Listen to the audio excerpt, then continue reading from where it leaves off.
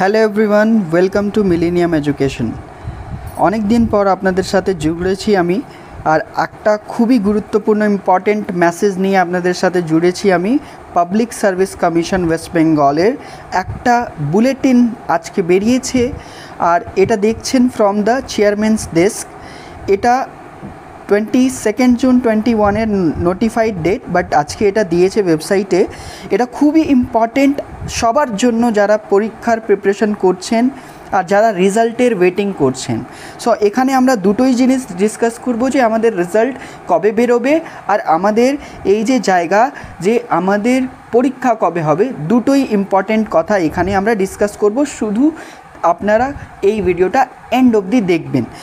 কথা বলছে কেন এই ফর্ম চেয়ারম্যানস ডেস্ক আমরা এই যে বুলেটিন আজকে পেয়েছি, বলছেন যে আমাদের পিএসসিতে অনেকগুলো মেসেজ, অনেকগুলো emails, applications, WhatsApp message and phone calls গেছে যে স্যার আমাদের পরীক্ষার রেজাল্ট কবে বেরোবে, বা আমাদের পরীক্ষার যে এক্সামগুলো হয়েছে তার মধ্যে তার কোয়ারিগুলো সেগুলো জিজ্ঞেস করার জন্য অনেকগুলো ইমেলস ছেলেরা, আমাদের প্রিপারেশনস অ্যাসপিরেন্টসরা সেটা পাঠিয়েছে আমাদের পিএসসির কাছে। দ্যাটস ওয়াই এক একটা করে সবাইকে আনসার করা তাদের কাছে পসিবল নেই।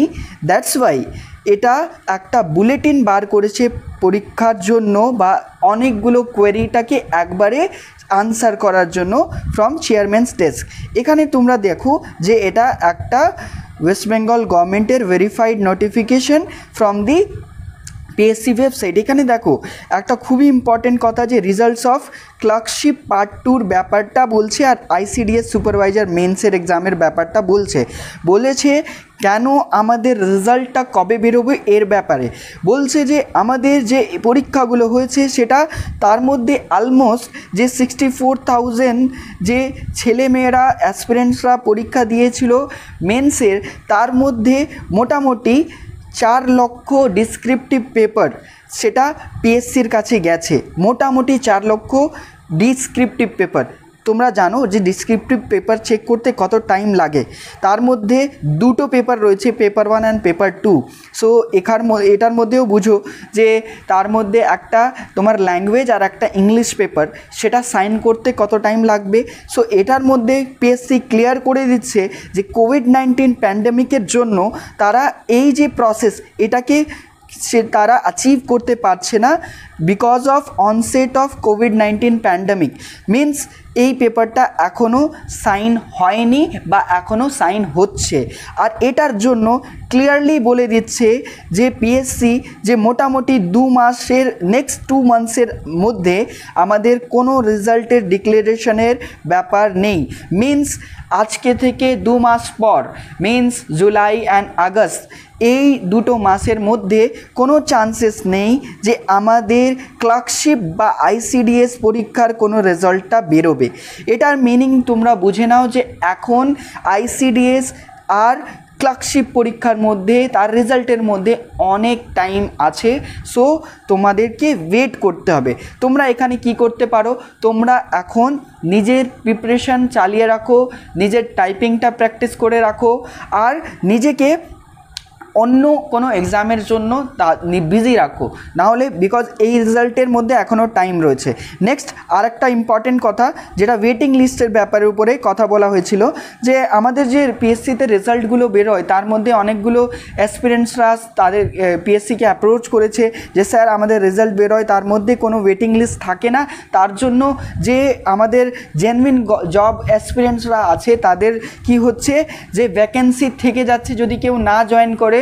দ্যাটস ওয়াই কোনো একটা জেনুইন জব এক্সপিরিয়েন্স সেই জায়গায় যে ভ্যাকেন্ট পোস্টের জায়গায় জবটা পাচ্ছে না, সেটাকে নিয়েই একটা কোয়ারি পাবলিক সার্ভিস কমিশনের কাছে গেছে যে ওয়েটিং লিস্ট কেন পাবলিশ করা হয় না প্রত্যেক রেজাল্টের সাথে।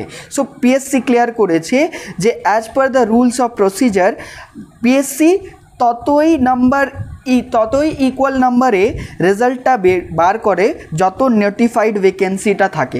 যদি যেমন বলেছিল যে আমাদের 7200 অ্যাপ্রক্সিমেটলি ক্লার্কশিপের মধ্যে ভ্যাকেন্সিজ রয়েছে, তো আমাদের পিএসসি সেই 7200ই কি হবে, তার ইকুয়াল একটু এই নাম্বার অফ পজিশনের জন্যই নোটিফাইড ভ্যাকেন্সির জন্য লিস্টটা বার করবে। সো এখানে বলছে যে এটার জন্য কেন, এটার পিছনে কারণটা হচ্ছে যে রুলস অফ প্রসিজার আছে, নোটিফাইড ভ্যাকেন্সির তোমাদের ইকুয়ালি ক্যান্ডিডেটের লিস্টটা বার করতে হয়। এখানে পিএসসি বলছে এর ছাড়াও একটা প্যানেল অফ ক্যান্ডিডেটের রেজাল্টটা তারা তৈরি করে রাখে।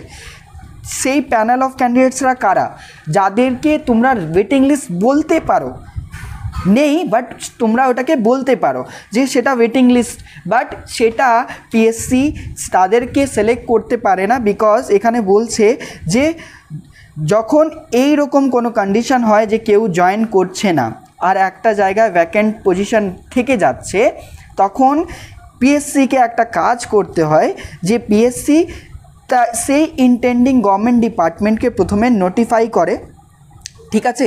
যদি সেইখানে কোনো জায়গার রেকমেন্ডেশন থাকে যে হ্যাঁ সেখানে দরকার আছে, তখন কি হয়, সেই ক্যান্ডিডেটটাকে কল করা হয় আর সেটাকে ফুলফিল করা হয়। তাহলে এটা কোনো দিন ভাবা উচিত নেই অ্যাকর্ডিং টু পিএসসি যে যত নাম্বার অফ ভ্যাকেন্সিজ রয়েছে সেটা ভ্যাকেন্ট থেকে যাবে। এটা একটা ক্লিয়ার কথা বলছে পিএসসি, এটা বুঝে রাখবে। রিজার্ভেশন অফ ইকোনমিক উইকার সেকশনের ব্যাপারেও কথা বলেছে পিএসসি, বলছে request are often receive from job aspirant, যে তোমরা কেন পিএসসি ইডব্লিউএস ক্যাটেগরির ডিফারেন্ট রিক্রুটমেন্ট নোটিফিকেশন কেন WBPSCটা করে না।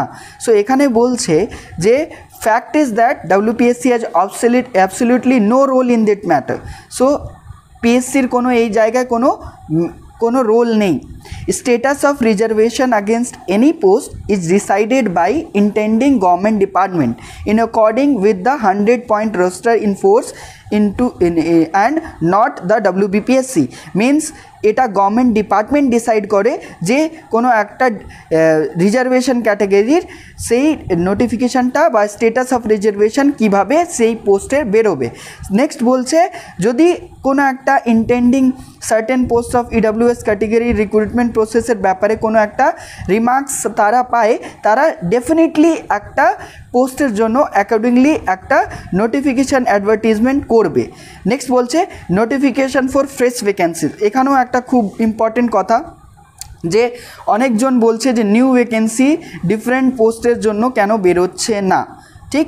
সো এটা নিয়েও পিএসসি বলেছে যে PSC has no role in determining number of vacancies and therefore it cannot ensure that the vacancy of any particular category will be advertised within the given time frame.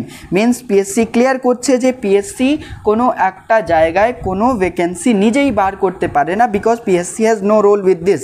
Next বলছে publication of tentative calendar of examination, বলছে request করছে সবাই যে sir আপনারা একটা tentative calendar দিয়ে দিন এক্সামিনেশনের ব্যাপারে। সো এটাও যারা ভাবছে যে পরীক্ষা কবে হবে তাদের জন্য ইম্পর্টেন্ট। বলছে PSC uses many government premises spread all over the state for conducting of the examination and if it is very difficult to organize such mammoth events without active support of the district administrative machinery. So বলছে without district administrative machinery তারা এই কাজটা করতে পারবে না, ঠিক। So বলছে it is therefore very difficult to predict the dates of forthcoming examination precisely unless the restriction and conglomeration of more than 50% is withdrawn from the government. Means বলছে যখন অবধি এই যে 50% থেকে বেশি যে রেস্ট্রিকশান আছে এটা যখন অবধি এটা শেষ না হয় পিএসসি কোনো দিন এই ডেট বা এরকম একটা ক্যালেন্ডার দিতে পারছে না, ঠিক। মিনস কোনো একটা টেন্টেটিভ ডেট পিএসসি ফিক্স করতে পারছে না। সো বলছে the following tentative dates have been fixed for the major examination, যে কবে কোনটা পরীক্ষা হবে, ঠিক আছে। এটা টেন্টেটিভলি ডিসাইডেড একটা ডেট বলে দিয়েছে পিএসসি যে 22 আগস্ট 2021 WBCS প্রিলি পরীক্ষা আর 27, 28, 29, 31 আগস্ট WBCS মেন্সের পরীক্ষা হবে। সো এটা নিয়েও তোমরা জেনে রাখো যে জুলাই মাসে 25 জুলাইতে ইন্সপেক্টর অফ লিগাল মেট্রোলজি আর জুলাই মাসে ওয়ার্কশপ অফ ইনস্ট্রাক্টর আর 7 আগস্টে একটা ডেট দিয়ে দিয়েছে যে এই পরীক্ষাগুলো ডেট থাকবে আমাদের পরীক্ষার date. So tentative date already দিয়ে দিয়েছে। আর কবে রেজাল্টগুলো পার্সোনালিটি টেস্ট হবে WBCS এক্সিকিউটিভ C&D এর সেটাও বলে দিচ্ছে 15 জুলাই অনওয়ার্ডস। সো সবাই জুড়ে থাকো, এটা খুবই ইম্পর্টেন্ট সবার জন্য যারা aspirants of West Bengal civil services. Thanks for watching this video.